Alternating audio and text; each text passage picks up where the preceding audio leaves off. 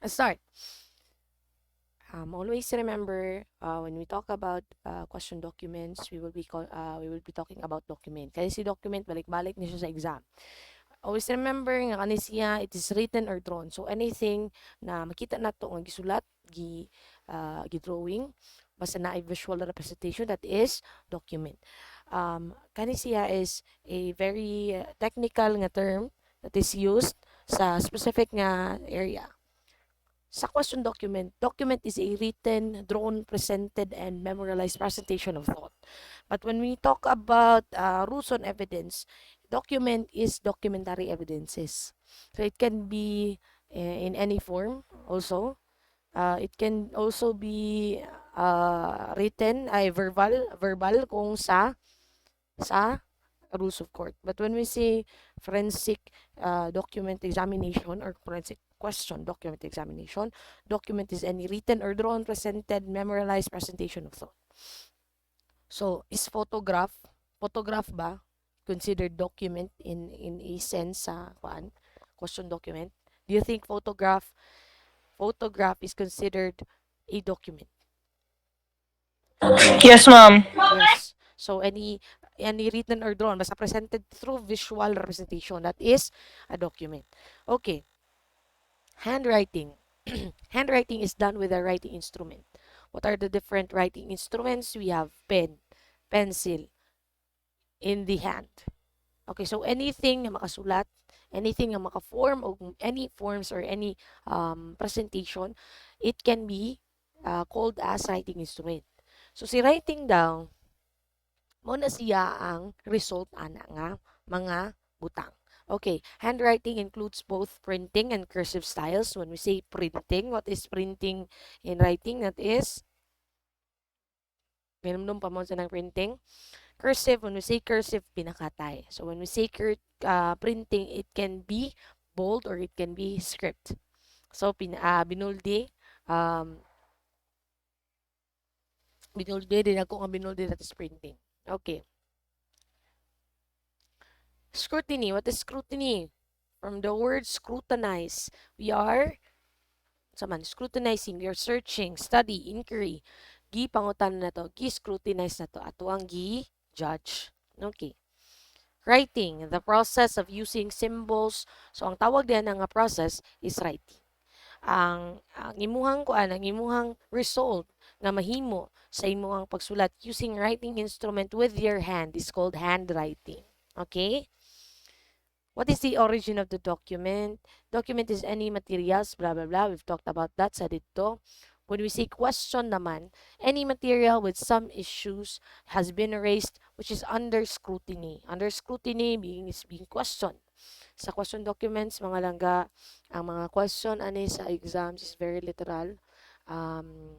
Ako ingnon mo, maskin sa board exams, o sa question document na gani, usually, the answer is in the question. So if you have kanang broad kayong vocabulary, dali ra kay mag-answer og word. Kanang karon magsugod na mo og sigig basa-basa. Okay? Tapos, by the way, kumusta yung exam sa law? Kira mo? Survive? Survive, ma'am. Nabuhi pa manoon mi, ma'am. Good. Final exam. Final exam. Kapit na may mahuman, ma'am. Good. Okay. Kapit na may mahuman. Mahuman tiranto da. Gaba. Kaya na ninyo. Okay. So, let's continue. Question document. Question document is one where the source of authenticity is being disputed. Iba kung moingon tag question document, ang ginapangita nato is the source, meaning ang iyahang origin kung asa siya gikan, kinsa ang nagsulat. Diba? Duha na. Si origin og si author. May bala na to asa gikan, may bala na to kinsa ang nagsulat. Si Albert Osborne is the father of question document examination. Ingon siya, a document is usually questioned because of origin, its contents, or circumstances regarding its production. Arouse serious suspicions of its genuineness, or it may be adversely scrutinized simply because it displeases someone. by its unexpected provisions and careful examination may show conclusively that document belongs to the genuine class. When you say genuine, another term for genuine is original. How can we say that that a document is original? We track its source. Mahibala nato kisang source, yun sa ang author. Oh. Also, when we say question document pod, we are questioning giunsa siya pag-produce. If there is any kanang murag, let's say kanang murag suspicious nga mga pamaagi sa pag-produce ana. Okay. Question document examination, the scientific study, analysis, and comparison of questioned or disputed handwriting documents for authentication or legal process. Okay. Kanusaman ta mag-conduct og question document examination? It is when kailangan nato may balaan if ang writing is being disputed or ang document is being questioned sa korte. Okay. Theory. The theory of question document is that handwriting is identifiable and differentiated. Why do you think? Anong moingon man siya nga handwriting daw can be identifiable as to owner, as to ownership, as to authorship, and pwede po na to siya ma-differentiate. Okay. Okay ra, dili kayo saba ang palibot nako. Malungor ako ninyo. Ma'am, excuse me po ma'am, pwede po ba daw mag-screen recording ma'am kay na magpasan sa GC ma'am, basta mo totong wala daw na-copy ron ma'am. Okay ra, nag-record na ko. I am recording through stream. Pero I'm gonna try, mag-try sa ko YouTube. Ay na, ay, bukat ki sa laptop. Ako na, nag-stream naman noon. Tawag ani. Nag-OBS na ko. Okay. Pero dugay pa ni ma-upload. Pasig unya ni, dugay ra ba kay ma-upload jud ang kuan? Kung sa YouTube na to ipaagi. Okay na sila ha, mga udto or hapon pa di siya ma-upload. Yes daw sila ha. Okay. Let's continue. Handwriting is identifiable and differentiated. When we say identifiable, we are referring na kailangan or pwede na to ma-identify ang isa ka handwriting based on its ownership, based on its authorship. So, kita daw, panita magsulat whether we try to disguise our handwriting, it can be and it will be traced back to the owner. When we say differentiated naman, sa theory or sa principle ana, no two individuals are identical. Meaning, I can differentiate your handwriting to mine. Okay, natilalahe, di ba? The principle of handwriting. There is no duplication of material things, and no two individuals are identical because each person has an individuality. That is why we are called individuals of our own. Pati atong handwriting, they set us apart from each other. So you are unique. We are unique just like everyone else. Okay. In every person's handwriting, there are particular characteristics that distinguish it from handwriting of any other person's. So when we say peculiar, that is, diba? Peculiar means weird. There are certain characteristics of handwriting that is, sa tawag unique to one another. Okay. Example of question documents, it can be kanisya kaning what is this? This is an example that gitanggal niya ang 1 sa 8, making it 3. So he is obliterating and altering. Okay. Always remember na klase-klaseng mga question documents. It can be wills, letters, checks, blah, blah, blah. Moingon tag most common question documents, those are kanang dapat na kailangan may balan kits ang nagsulat or unsang klase na siya nga document. Una siya. When we say naman cases involving, cases manggod, di mga, sa tawag mga kaso. Question document is the document itself, and cases, those are cases. Yan na, again, literal kayo ang question document. What is a holographic document? O sa ganinang holographic document? Holographic document is any document completely written and signed by one person. Timan ina na sa exam, it is written and signed by one person. See, document, see, holographic document. Okay, writing again, result of very complicated acts, being as a whole, a combination of a certain forms, very visible material of muscular habits. Handwriting, visible effects of bodily movement, almost unconscious, di ba? They say writing is like riding, it's like riding a bike, no? It's like walking. Kay, maskin wala ka nagunahunaan na, you can form any writing, kaso dili lang nimo mo form ang tama nga writing, di ba? Di ba, yun to si psychology of writing. Think good and you write good. Ano to siya? So, signature naman is the name of the person written by himself and document in a sign of acknowledgement. Again, I say signature, it is the sign of acknowledgement by the person. Name of a person. So, even though dili na mo siya pirmahan, even though dili siya in a form of kanang scribble, imo lang gisulat ang imuhang pangalan, that is already an acknowledgement that you attest nga tanan nga sulod ana nga document is true and correct. Okay, that is a signature. You are signing for acknowledgement. When we say naman falsification, it is the act of or a process of making contents of a document not intended document, not the intended document. So, if you are faking a document, if you are making a document that is not the intended document, for example, if I were to falsify a parent's consent because I don't want dili mo pirma nga akong mama sa parents consent dili or wala ko grilisan sa OSA of parents consent and I made my own. Naghimo ko ako ang parents consent tapos akong gipasa sa UM. Kay wala ko hatagi kay di ko tugtan sa UM, di po ko tugtan sa akong parents. So I falsified that document. When I say forgery naman, it is the act of falsely making, altering with intent to defraud any writing if genuine might be legal efficacy of foundation of legal liability. Si forgery, ang kalahian niya sa falsification, si forgery, you are altering the document itself. You are adding, you are erasing, you are obliterating, you are directly messing with the document. Si falsification, you are merely making a document that is not intended. Okay. Criminalistics examination, it is the act or this is the detection of forgery, erasures, alterations, and obliterations. Technical nga na siya. Handwriting identification naman, literal na pod. Ang pag-identify sa handwriting, kung may bala na to, kinsa ang nagsulat ana nga document.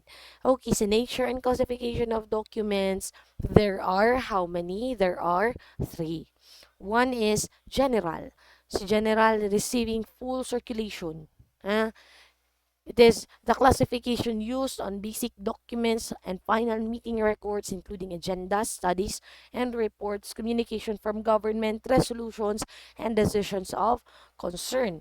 Si general, those are immediately available to the public. Kung isa ka document is being released to the public, whether it may be, for example, agendas, para ng who, when, what, where, why. Di ba ka ng mga announcement, those are general. Maybe,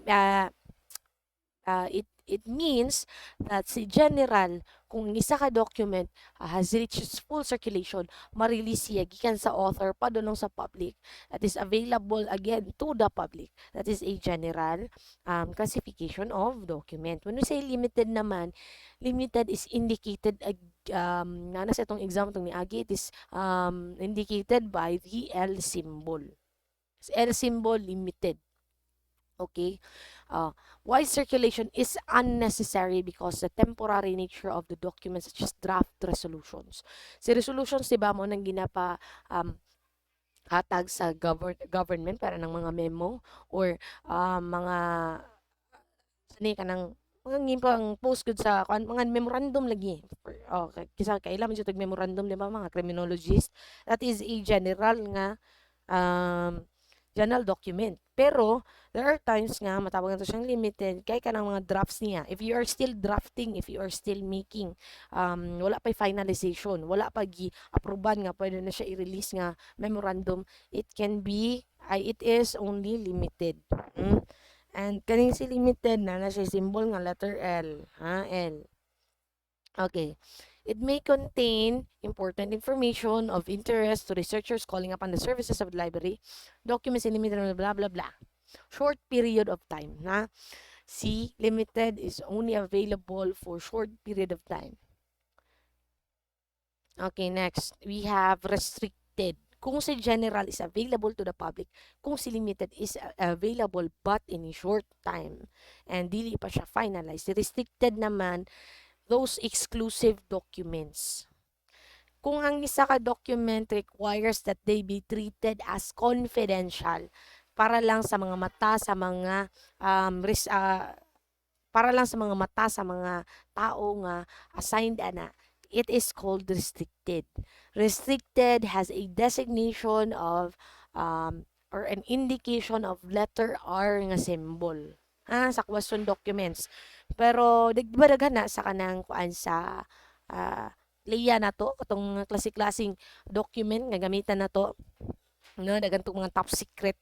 Sa question document, tingnan na siya, there are only 3 classification on through only 3 nga tawag gani nature and classification. Okay, moving on, we have the different various or different kinds of question or document examination. Muna siyang mga ginagamit nato, ginahimo nato ang examination to determine the different variations sa ato ang either handwriting, sa atong papel, or sa ato ang mga ginagamit sa ato ang pagsulat. Okay, we have handwriting and handprinting examination. It is the examination of handwritten or hand-printed document to determine its authorship. Amazing kayo, no? Because para itong na-istorya na ko sa inyo ang about sa katong copycat ni sa pangalan ni Zodiac. Nagapadala man to siya mga letter sa pulis, no? Isa sa gibuhat nila itong examination is handprinting or handwriting examinations. Handprinting, itan-aw nila if there are any smudges or any trace of a hand sa kana nga papel. Because there are times when we magunit ta og paper, our handprints can be mabilin diha, tanaw nila. And para sa dactyloscopy, di ba, we are ingon si dactyloscopy nga walay same characteristics sa to ang fingerprints. There are no two fingerprints are alike. It's also the same with handwriting. Unsa kani handwriting, handprinting. Unsa ganitong examination nga mag-determine or magkanang ginabuhat nato if we are to determine different kinds of handprints. Unsa ganito? Kung sa fingers is dactyloscopy, si tail is podoscopy. Unsa ganitong isa? Do you still remember? Do you still remember the different different examinations? Si podoscopy, di ba, is the feet, soles of the feet. Si dactyloscopy is sa man. Sa fingerprint? Yes, Dactyl? sa fingerprint is dactyloscopy, sa hand, palms of the hand is tagana kog 5 points ang maka-answer. Yeah. Palms of the hand. Goy, nakanimot sila. Ang sa to, ma'am? Atong examination that is used sa palms of the hand, that is hand examination, that is tagana ko 5 points.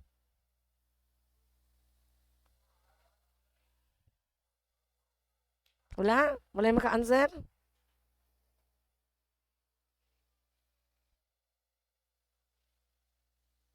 That is derma.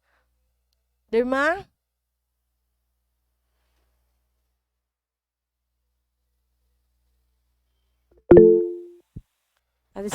That is chiroscopy. Chiroscopy, si Clyde. Naka-answer. Chiroscopy is the study of the palms of the hand. Tama na. Ilan na ka. Pinamang ginatawag mo na sa science is katong isa. But in forensics, it is called chiroscopy. Sa general science, it is called as katong study of the palms. It is called dermatoglyphics. Timanin na ninyo si tama ba niya akong spelling, glyphics. Dermatoglyphics. Na si Kwananji. Dermatoglyphics, mo na siya sa general science, but when we say forensic analysis, that is chiroscopy. Timan sa prints of the hand or prints of the palm, that is chiroscopy. When we say prints or the soles of the feet, that is podoscopy. Podoscopy. And when we say fingerprints, that is dactyloscopy. That's dactyloscopy. Okay? Na sa exam mo mula. Ako lang nang githrow dira. Ganahan mo ko mag-throw, magbuot. Salua na lang, salua. Okay. Typewriter examination. Di ba niyan ko sa inyo just like magkwanta o kanang pusil, there are class classifications and individual classifications or individual characteristics di ay class. Awa ng libog naman nun ko. Ay, para saan ang mga pusil natin ginatawag nga class characteristics and individual characteristics. Si typewriter, na siya characteristics before it was produced. Muna yung tawag na to nga class characteristics. Kung unsang klase siya nga typewriter. There are different kinds of typewriter manggo depending what year it was produced. Now, na siya ginatawag mo na to nga individual characteristics. When we say individual characteristics, those are characteristics that are seen after siya ma-produce parehas ng mga kalahian nga mga hiwi sa to ang mga hiwi sa mga letters or kanang mga something wrong sa iya nga dili normal or dili mo na magtawag na to nga kanang mga individual characteristics nga lain siya kada typewriter even though pareha sila class or pareha sila og brand. Nakagunit na mo typewriter wala pa? Wala pa na. Luya pa ninyo eh. Usually, kaning typewriter, ginagamit ni siya sa kanang mga, para sa katong gitrawhan ako sa una, may maghimo mi og cheque, ang ginagamit na mo either katong printer, nga katong magkuhan siya, maghatag og indention sa paper, or katong typewriter. Kaya kani si typewriter manggod, na siya indention na mabilin. So, no matter how much you erase it, makita gihapon na to sa kanang lighted nga kuan. Meaning, it is mas lisod siya i-falsify. Maglisod siya i-falsify. Siguro kung imong balik-balikan dara og pislit ang typewriter, matabunan tong nga indention, kinaanay ma-form nga lahing indention.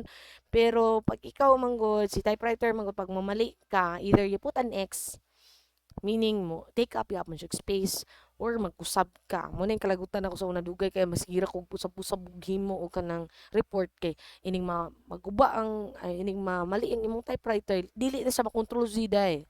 Walay control Z ang typewriter, ining pislit mo ana muna na.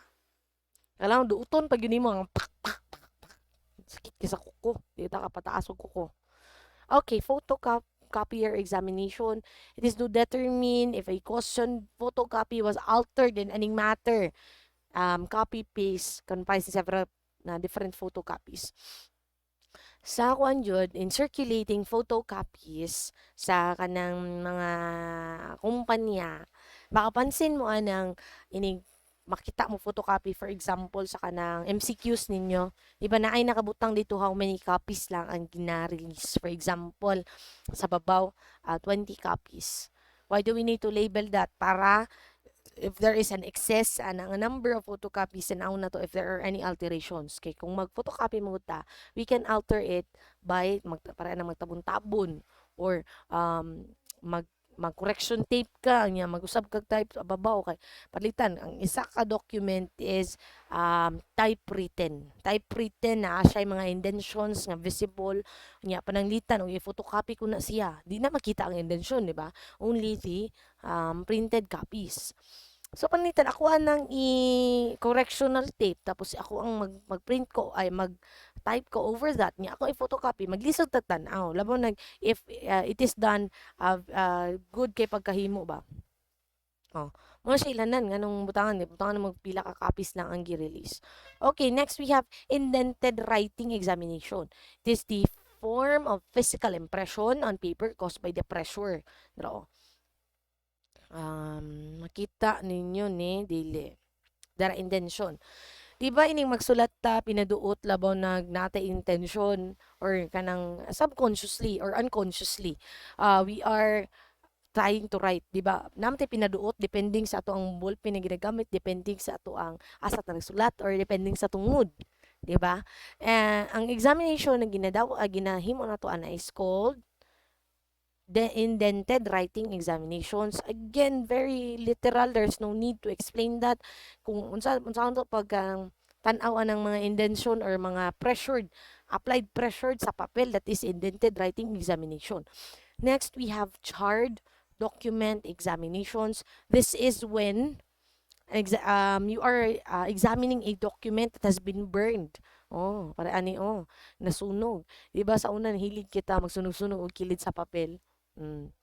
Pananglitan if your house was burned. By the way, malahi tag storya, sunog-sunog og balay. Kabalo pa mo nga inyong schoolmate nga si Abe. Kailan mo ni Abe? Of course, kailan ni Abe Rhea. Nasunugan mo sila ay. Okay. Kung naamoy gusto ikatabang kang Abe, reach out mo kang Abe ha. Okay, are you still there? Or basig na kuan yang akong kuan? Na pa ma'am, nakoy pauta na ma'am kaning dugay pa na tong magdugay pa ta ni ma'am ating review ma'am. Until 9 lang ta kay naa daw mo exam sa 9 to 10. Ay si pa ma'am, pwede mi nag-out lang ma'am kay magbiyahe pa man good mi Yeah, po. sure. No worries. Una lang ma. Recorded man ni siya. Go. Si pa ma'am, thank you ma'am. Bye, ma'am. Gibay. Amping. Okay, paper examination. This is to identify similar types of paper. Again, when we are questioning or if it is the examination of question document, we are trying to establish ang authorship, ang ownership, ana nga document. So, if dili na to ma-identify, kinsa siya nga handwriting, we are trying to identify unsang klase siya nga paper. Watermarks also. Okay. Writing media examination, we are trying to determine the writing media employed. It could be the ink, it could be the pencil, it could be the pen. Okay, tampering, alterations, erasure, and obliteration examination. These are examination that can entail examination of mail for evidence of tampering. We are using this kinds of examination usually unsang asasikikan para anang mga contracts, we have to determine kung tinuod ba na siya, if it is signed by the concerning mga tao. For example, the one who is signing that contract. It could also be the deed. Laban na kung ang deed of sale, basig itikas na siya. Wills, of course, last will and testaments, etc. Before obliteration, for example, mo na siyang i-erase, that is obliteration. Makita na siya if you are viewing it in an infrared imaging tool. Okay, rubber stamp and erase seal examination. Kaning rubber stamp, di ba katumaning ink, yung mga naon niya, mag-stamp ka. You can trace certain stamps back to its owner, kaya natay ginatawag nga again, individual characteristics. Sa sealed naman, or para aning sa kanang magpanotaryo ta, di ba? Or sa maskin sa nga dili na ginatawat ang isa ka butang if it is not a raised seal. Check protector examination, this determine check writer impressions. From the word check protector kasayon literal kaayo check writer impressions. Ang ginagamit ato na examination is si check writer examinations. Classes of question documents. There are different classes of question documents. We have question documents with questioned signature. If we are questioning its signature, kung mawad na siya ang nagsulat, or if it is a forged signature. Question document, alleged fraudulent alterations, if there are any alterations, if there are any obliterations. When we say holograph documents naman, again, holograph documents is written and signed by one person. Mm. Kung kinsa o kinsa jud ang author ana, that is holograph document. When we say naman question document as to their age of date, what are we gonna use? We are gonna use historical dating, history. Okay, there are also documents, question, balik siya. Question documents, material used. Ang ginagamit na to, ana, if we are trying to determine the material used, that is media or writing media examinations and paper and ink examination. Involving typewriting naman, we are using typewriter examinations. When we are identifying through his handwriting, we are using handwriting examinations. When we say naman genuine documents erroneously and fraudulently attacked or disputed, what are you using? We are using katong last one, katong taas kayo. Di last one, but dire katong dara.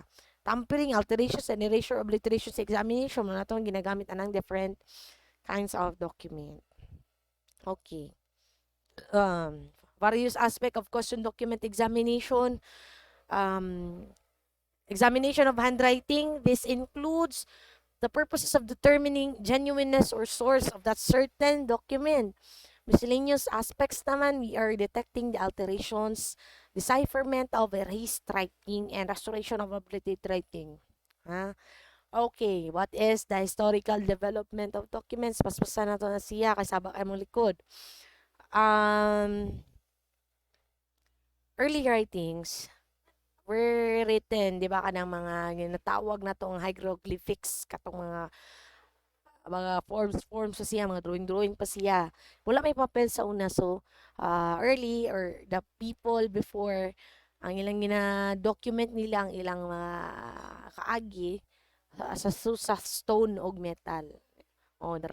Kita na to dira mga drawing pa. Unsa mga klaseng mga unsa mga nag-exist nga mga recording sa una, di ba?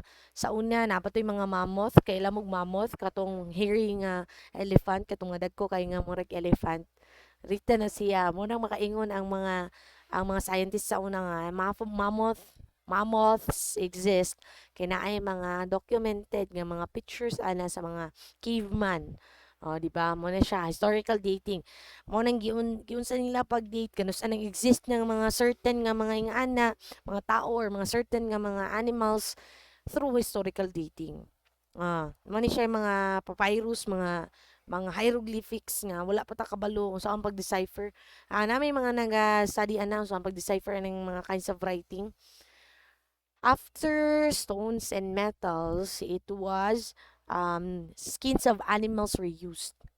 Ginahimo siya og mga leather, ginapauga tapos ginasulatan. Who are the pioneers of question document examination? Si Albert Osborne is the father of scientific question documents in the United States. Remember that?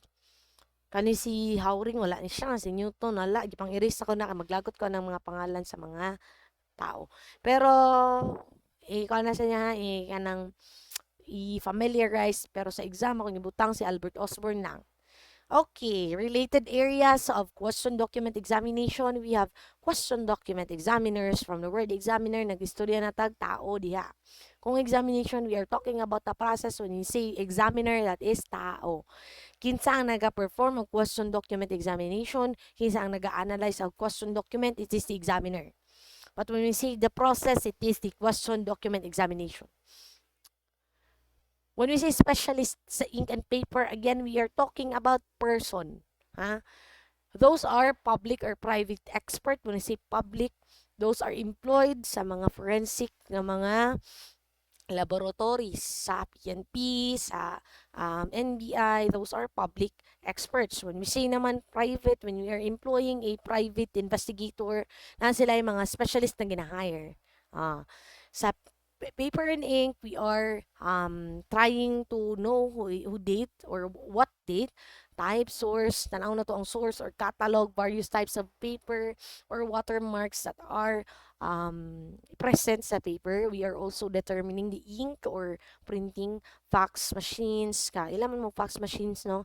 Para tong kanang mag-email ta karon, email naman sa una kay na i-fax.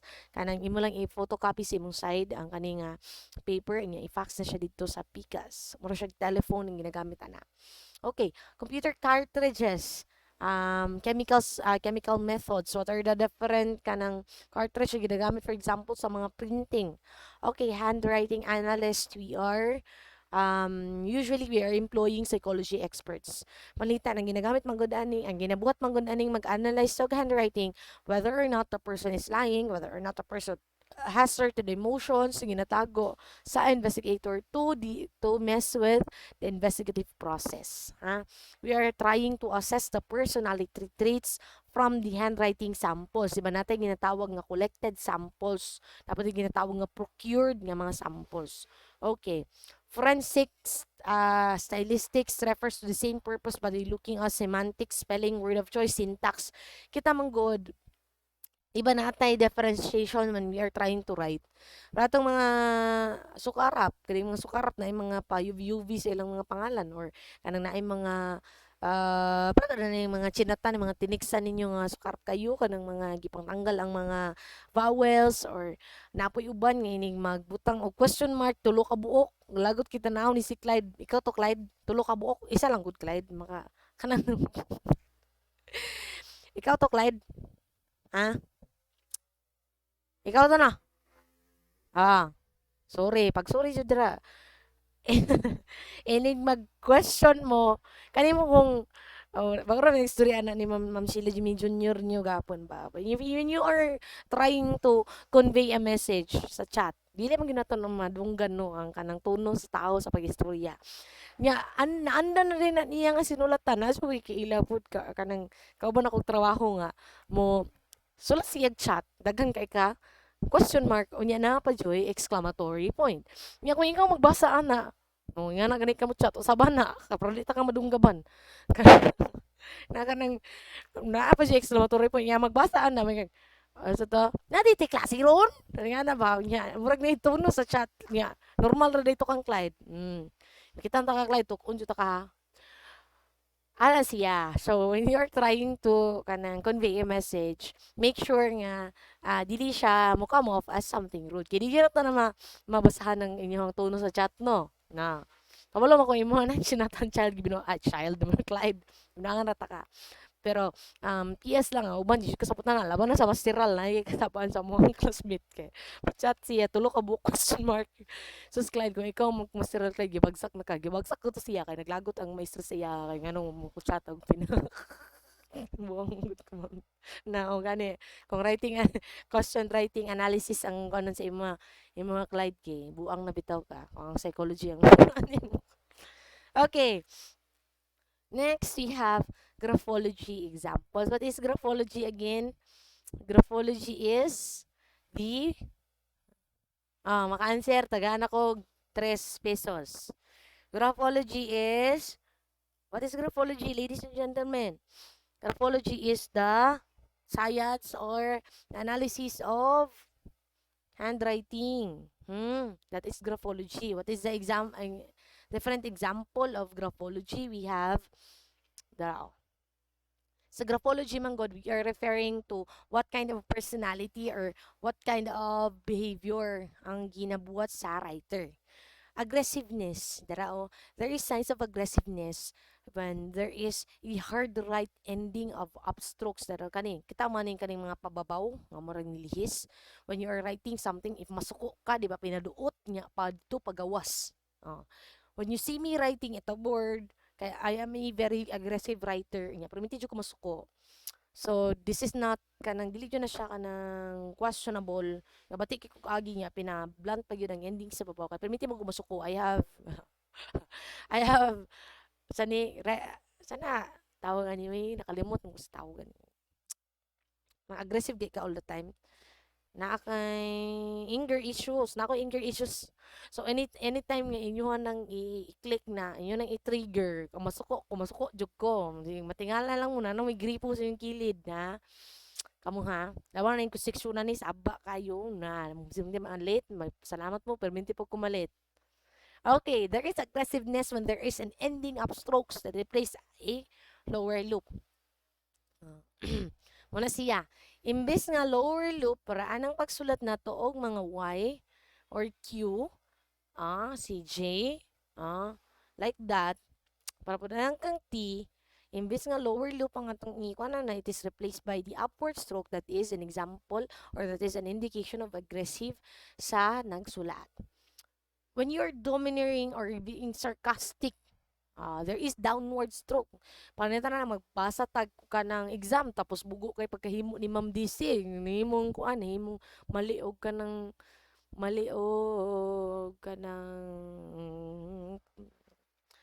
tawa ani, lisod na akong utok mo. Hapit naman ita oras ng istorya dere. Panglit na, mali o grammar. And you are being sarcastic about it kay how man mo, mga smart ass man mo. When you are writing a T, it is usually downward slanted, paslant, paubos. Because you are a very controlling and unpleasant person. Imbes nga, you are writing slanted T's or V's, it is more stubborn tanawon kay pakilid pa downward. Okay. When you are antisocial, ngani kag usually agi, you have a slanted, mostly 110 degrees, you are crowding or you have gaps between letters or large lowercase anywhere and I and T in it. Ang akong agi is very antisocial. Model siya ilanan sa antisocial. What is antisocial? You are not conforming with society. You are always perminti ka makasala sa society or you are not conforming with the norms of society. That is antisocial. Antisocial does not mean you are kanang introverted.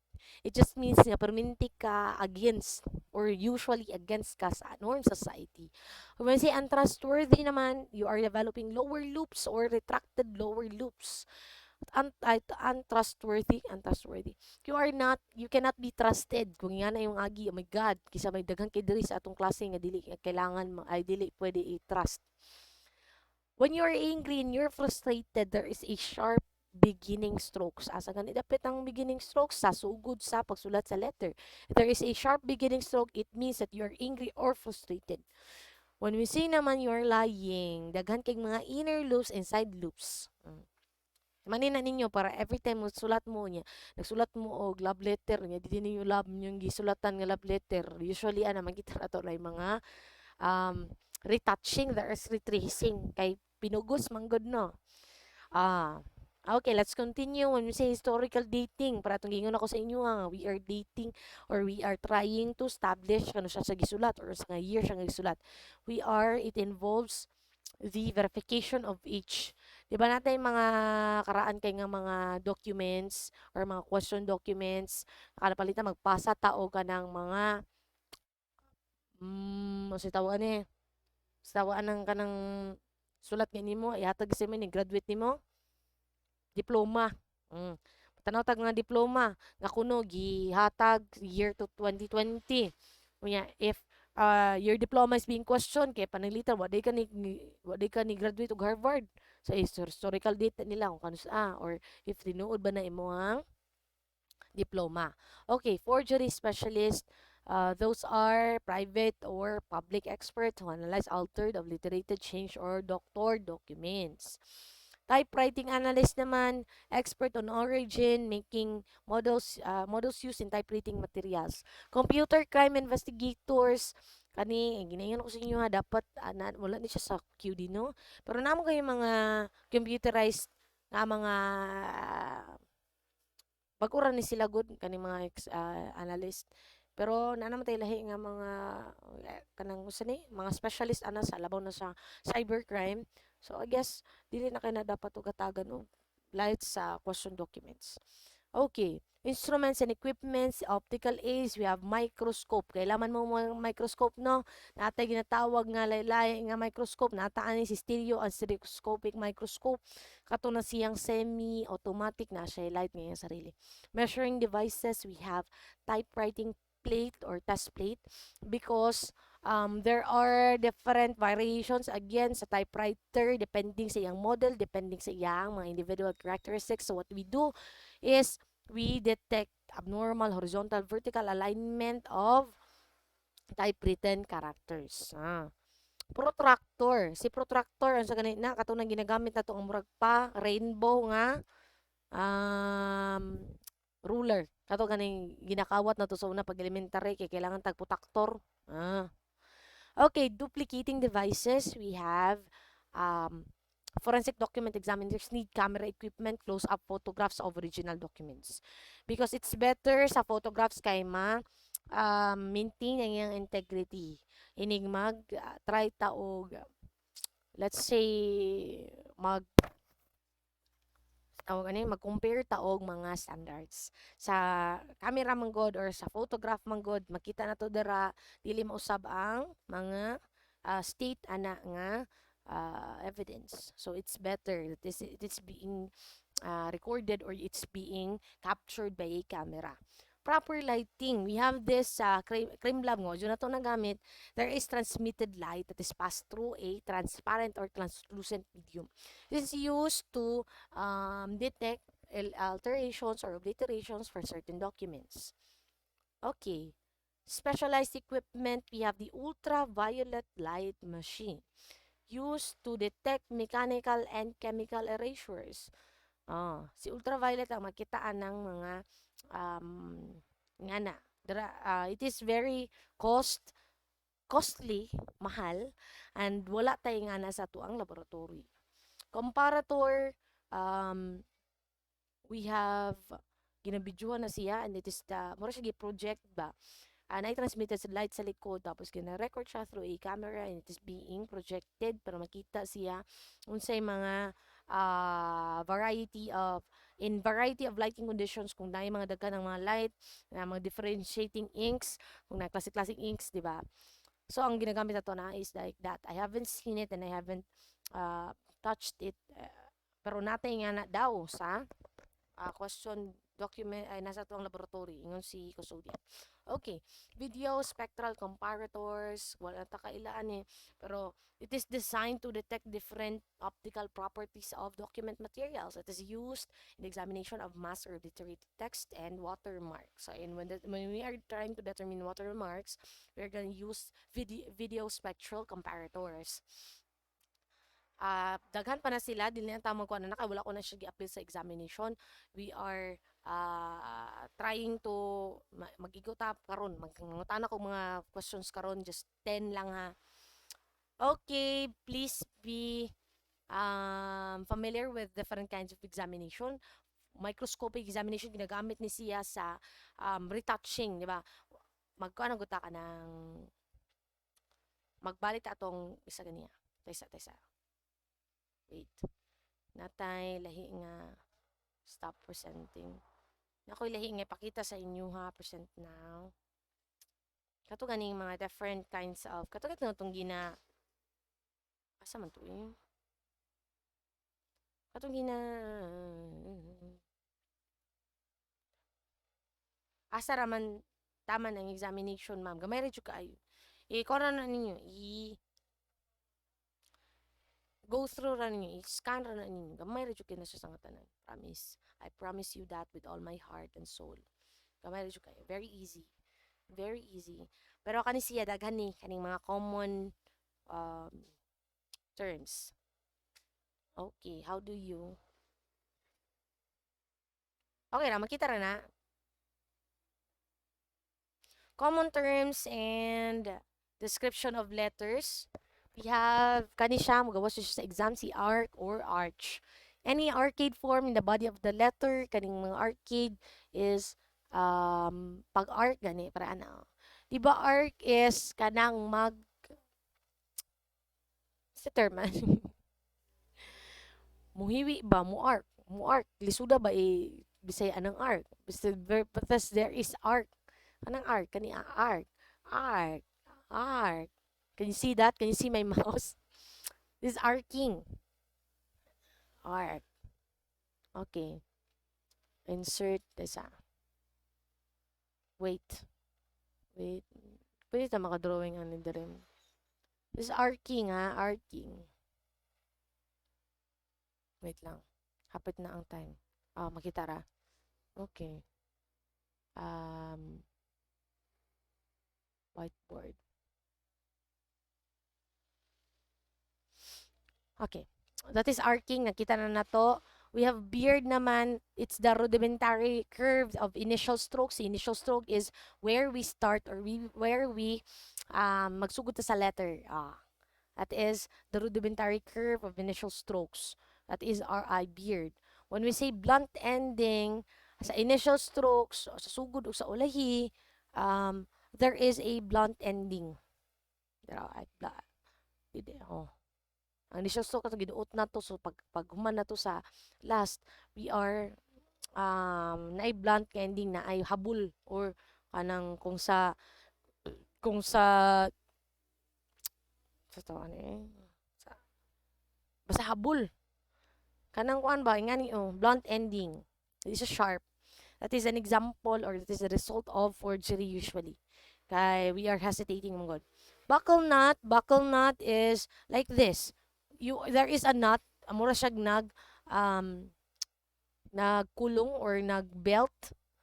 This is the horizontal and loop strokes that are used to complete such letters. Para kang H, makita na to, completing letters is a buckle knot. Okay. The central part of the body, ordinary form, small circles usually lie in the lines of writing. Sa lines of writing like this, di ba natin imaginary line nga hunang-una every time we try to write. Si letter B, ang iyahang central part of the body right here is kaniyahang murag lusa-lusa good. Magsugod na mo karon no. Kaysa ha. Kana magdungag mo ana. Apil na siya, daghang ka na Clyde. Daghang ka na may nga kay technical kayo ang kuan. Sa eyelid and eyelet naman, form stroke is in divergent direction. Kung si kuan, si central part kay usually lines in the line of writing, si eyelet kay para aning sa O nga mag-extend in a divergent nga direction. Foot of the letter, lower portion, downstroke, kani siya, kaning mga naa sa imaginary lines, those are foot of the letter. When we say diacritic naman, kanang mag-complete og letter, an element, para anang tuldok sa I, or kanang dash sa T. Muna siya diacritic. When we say hitch naman, the backward stroke added to the beginning. Kaning mga ingani. Kung naa siya murag curve, that is a beard, but when it is introductory part nga, kanang straight lang siya without any curve, that is called a hitch. When we say hook or usan ni pag-spelling? Usan ni pag thruff. Hook or thruff. The bend and crooked curve on the inner side para sa letter H, that is the hook or thruff. Sa small letters na siya ha. When you say hump, that is the outside. Kung si thruff or si hook, kani siyang inside kaning murag, kung ginatawag pa nato sa ballistics, that is the lance. Kung si grooves naman is muna siya si hump. Ang hump, ang imong bako. Ang bako, kunya ang murag curve, that is called hook or thruff. Si spur naman, the horizontal beginning kanang pina-atchop-atchop na to nga beginning strokes. Yan naman si G3 nga di man beginning strokes. Basta ang horizontal or pa straight. Si knob naman, the rounded appearance beginning stroke. That is a knob. Si main stroke naman, that is the downward stroke. Pag sulatin mo sa A, muna siya yung mga main stroke or shank stem. When we say naman whirl, there is a upward strokes. Usually letters have long loops like